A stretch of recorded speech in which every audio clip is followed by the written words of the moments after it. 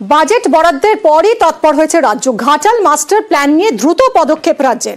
Master প্ল্যানের কাজ নিয়ে রবিবার বিশেষ বৈঠক রয়েছে। বৈঠকে সেচমন্ত্রী, সাংসদ, সেচ দফতরের আধিকারিকরাও থাকবেন ডিএমএসপি সহ সাব কমিটির সব সদস্য।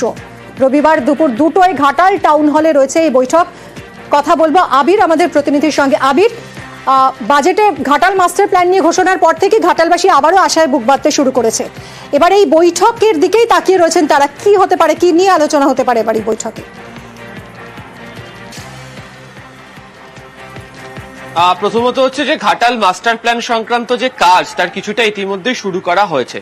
তো ঘাটাল মাস্টার প্ল্যানের কাজ করার জন্য হচ্ছে যে নদীগুলি রয়েছে সেই নদীগুলোকে ড্রেজিং করার পাশাপাশি বেশ কতগুলো জায়গাতে জমির প্রয়োজন হবে এবং সে কারণে স্থানীয় বাসিন্দাদের কাছ থেকে জমি তাদেরকে নিতে হবে।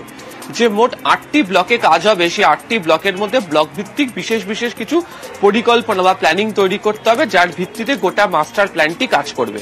তো এই কাজ করার জন্য দ্রুত ব্যবস্থা চাইছে হচ্ছে রাজ্য প্রশাসন, যেহেতু অর্থ ইতিমধ্যেই বরাদ্দ করে দেওয়া হয়েছে এবং গতকালকেও বাজেটে ঘাটাল মাস্টার প্ল্যানের জন্য আবার নতুন করে অর্থ বরাদ্দ করা হয়েছে। ফলে রাজ্য সরকারের ক্ষেত্রে কাজ শুরু করার ক্ষেত্রে অর্থের সংস্থান সংক্রান্ত কোনো বাধা আসবে না। এই ঘাটাল মাস্টার প্ল্যান করার জন্য সেখানকার যারা পঞ্চায়েতের যারা সদস্যরা রয়েছেন, যারা সেচ দপ্তরের ইঞ্জিনিয়ার রয়েছেন, তাদের প্রত্যেককে নিয়ে বিভিন্ন কমিটি তৈরি করা হয়েছে। এই কমিটির সদস্যরাই কাজগুলিকে করবেন। প্রাথমিকভাবে হচ্ছে যে ঘাটালের মধ্যে দিয়ে যে বয়ে চলা যে শিলাবতী নদী, যেটা হচ্ছে শহরের অংশ, যে কারণে বারবার ধরে জলের তলাতে চলে যায়, তার দুটি দিকে হচ্ছে গার্ডওয়াল তৈরি করা হবে। অন্যদিকে হচ্ছে ঘাটাল শহরের মধ্যে দুটি জায়গাতে যে স্লুইস গেট সেটা তৈরি করা হবে, পাম্প রিজার্ভার বসানো হবে এবং তার জন্য ইতিমধ্যে টেন্ডার প্রক্রিয়া করা হয়ে গিয়েছে। এই কাজগুলি করার জন্য আর কি পদক্ষেপ গ্রহণ করতে পারা যায় সেই বিষয়টাকে নিয়ে আলোচনা হচ্ছে। তো ঘাটাল, দাসপুর, অন্যদিকে হচ্ছে কেশপুরের বেশ কিছুটা অংশ এই গোটা মাস্টার প্ল্যানের মধ্যে সংযুক্ত হবে। ফলে যে ব্লকের যে অংশগুলি থাকবে সেখান থেকে কত পরিমাণ জমি নেওয়া হবে, কোন জায়গার জমি নেওয়া হবে, কেন জমি নেওয়ার প্রয়োজন হয়ে পড়ছে, সেই বিষয়গুলোকে নিয়ে আলোচনা হওয়ার কথা। ফলে এই যে ঘাটাল মাস্টার প্ল্যানের কাজ দ্রুত বাস্তবায়ন করা হবে, প্রতিশ্রুতি রাজ্যের তরফ থেকে দেওয়া হয়েছিল। সেই মোতাবেক অত্যন্ত দ্রুত কাজও শুরু করা হয়, দফায় বৈঠকও করা হয়েছে। এবার যখন বাজেটেও যখন অর্থ বরাদ্দ হয়ে গিয়েছে, সংস্থান হয়ে গিয়েছে, সেই কাজে যাতে কোনো ঢিলেমি না থাকে সে কারণেই সোমবার দিনকে বৈঠক। সেচমন্ত্রী থাকবেন, সাংসদ দীপক অধিকারী ওরফে দেব থাকবেন, সেচ দপ্তরের আধিকারিকরা যারা তারা প্রত্যেকে থাকবেন, ইঞ্জিনিয়াররা থাকবেন। ফলে সেদিনকে একটা রূপরেখা তৈরি করা এবং তার ভিত্তিতে আগামী কয়েক মাসে পরিকল্পনা করে যাতে এই ঘাটাল মাস্টার প্ল্যানের কাজ এগিয়ে নিয়ে যেতে পারা যায়, মূলত তা নিয়ে আলোচনা। ধন্যবাদ আবির। মমতা ব্যানার্জি যা বলেন তা করেন, আবার প্রমাণ হয়ে গেল। মমতা ব্যানার্জি ঘাটালে কতবার গেছেন, মানুষের চোখের জল দেখেছেন, ভেসে যাওয়া দেখেছেন, বাড়িগুলো পড়তে দেখেছেন, ফসল নষ্ট দেখেছেন, কৃষকের কান্না দেখেছেন। তিনি বিচলিত। বারবার দিল্লি গেছেন, দিল্লিকে চিঠি লিখেছেন, প্রধানমন্ত্রীর সঙ্গে দেখা করেছেন। আমরা গেছি দল নিয়ে, এমএলএদের, মুখ্যমন্ত্রীর নির্দেশে। বিজেপি দলের সভাপতি ঘাটালে গিয়ে বলেছিলেন এই হয়ে গেল, হলোও না, এসেও গেল না। মুখ্যমন্ত্রী কালকের ঘোষণাটা ইতিহাস তৈরি করেছে।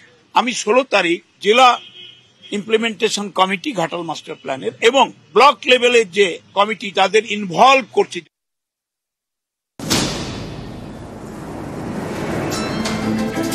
মুখ্যমন্ত্রী আগেই ঘোষণা করেছিলেন রাজ্যের টাকায় তৈরি হবে ঘাটাল মাস্টার প্ল্যান। সেই মতো কাজ চলছে। এবার রাজ্য বাজেটে ঘাটাল মাস্টার প্ল্যানের জন্য বরাদ্দ করা হলো 500 কোটি টাকা। ঘাটাল মাস্টার প্ল্যান প্রতি বছর বন্যা হয়, হাওড়া ভাসে, হুগলি ভাসে, মিদনাপুর পূর্ব ভাসে, মিদনাপুর পশ্চিম ভাসে। ঘাটাল মাস্টার প্ল্যানে 1,500 কোটি টাকা খরচ হবে। তার মধ্যে ইতিমধ্যেই আমরা 500 কোটি টাকা বরাদ্দ রেখেছি আর 340 কোটি টাকা অলরেডি খরচ করা হয়ে গেছে। বলে কেন্দ্রীয় সরকারের কাছে যখন কিছু পায়নি তখন। প্রতি বছর বর্ষায় ভাসে ঘাটাল, প্রতিবারই ঘাটালের রাস্তায় নামে নৌকো। এই ছবি বদলাতেই ঘাটাল মাস্টার প্ল্যান। বুধবার পেশ করা রাজ্য বাজেটে বলা হয়েছে রাজ্য সরকার সমস্যার স্থায়ী সমাধানে বহু আগে ঘাটাল মাস্টার প্ল্যান তৈরি করে। Flood management and border area প্রোগ্রামের অধীনে সেই প্ল্যান কেন্দ্রীয় সরকারের কাছে পেশ করেছে।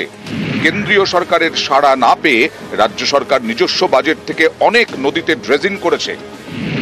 ঘাটালে 341 কোটি টাকা খরচ করে 115 কিলোমিটার ড্রেজিং করা হয়েছে। ঘাটাল মাস্টার প্ল্যান আগামী 2 বছরের মধ্যে শেষ হবে। মোট খরচ হবে ১,৫০০ কোটি টাকা। এবার বাজেটে বরাদ্দ ৫০০ কোটি টাকা। আজকে সত্যি ভীষণ ভালো লাগছে, খুব একটা মুহূর্ত একটা দিন আমার জন্য, হয় নাকি ভেবেছিলাম কি সত্যিই হবে, তো আজকে সেই স্বপ্নটা পূরণ হতে চলেছে এবং বাংলার প্রত্যেকটা মানুষ দেখতে পেল তিনি তার কথা রেখেছেন। আমি এবং আমার ঘাটাল লোকসভা কেন্দ্রের প্রত্যেকটা মানুষের তরফ থেকে তাদের হয়ে দিদিকে ধন্যবাদ জানাচ্ছি, কারণ এইটা সত্যি খুব দরকার ছিল।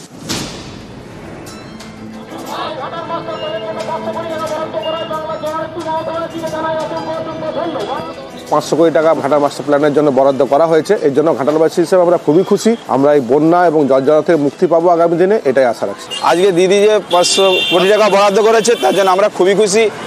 বাজেটে বলা হয়েছে নদী ভাঙন রুখতে সামগ্রিকভাবে মাস্টার প্ল্যান তৈরি করা হবে। এর জন্য বরাদ্দ আজকে আমাদের মাননীয় মুখ্যমন্ত্রী 200 কোটি টাকা বাজেট করেছেন, তাতে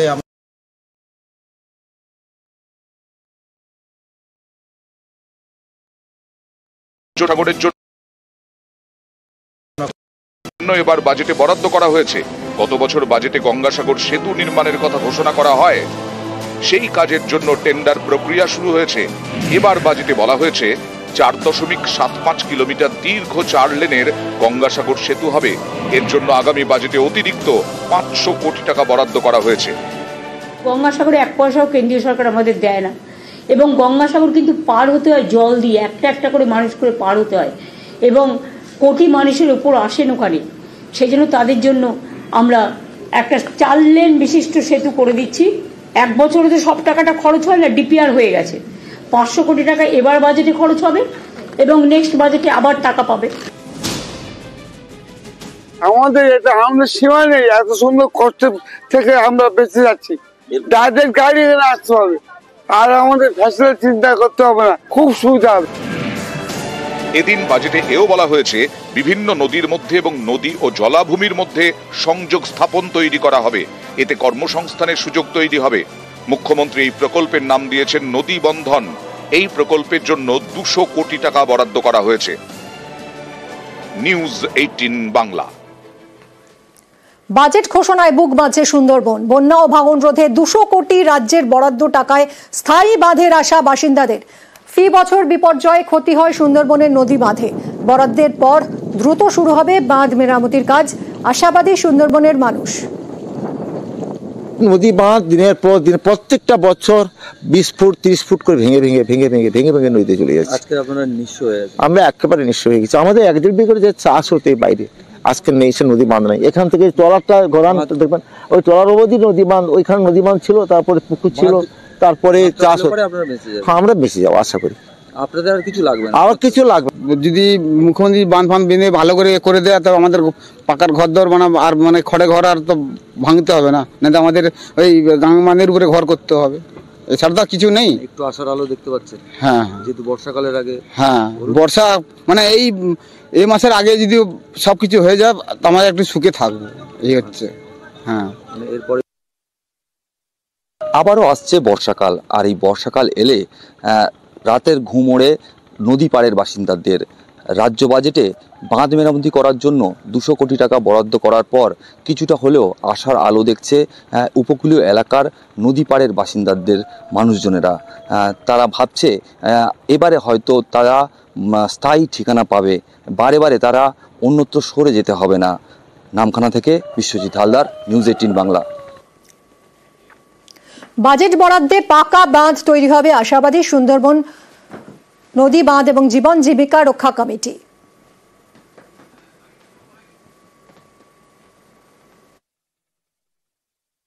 ধারাবাহিক আন্দোলনের জয় এবং মুখ্যমন্ত্রী তথা গোটা রাজ্যের প্রশাসনকে অন্তত আমরা দৃষ্টি আকর্ষণ করতে পেরেছি সুন্দরবনের নদী বাঁধের ভাঙা দশা। আজকে তারা 200 কোটি টাকা বরাদ্দ করেছেন। আমরা মনে করি আন্দোলন ধারাবাহিক চালালে আরও তারা বরাদ্দ করবেন, যাতে সুন্দরবনের নদী বাঁধগুলো কমপ্লিট হয়। এবং সাথে সাথে কেন্দ্র সরকারকে আমরা জানাচ্ছি, কেন্দ্র সরকারের যৌথ তালিকাভুক্ত তারাও উপযুক্ত পরিমাণ টাকা এখানে বরাদ্দ করুন।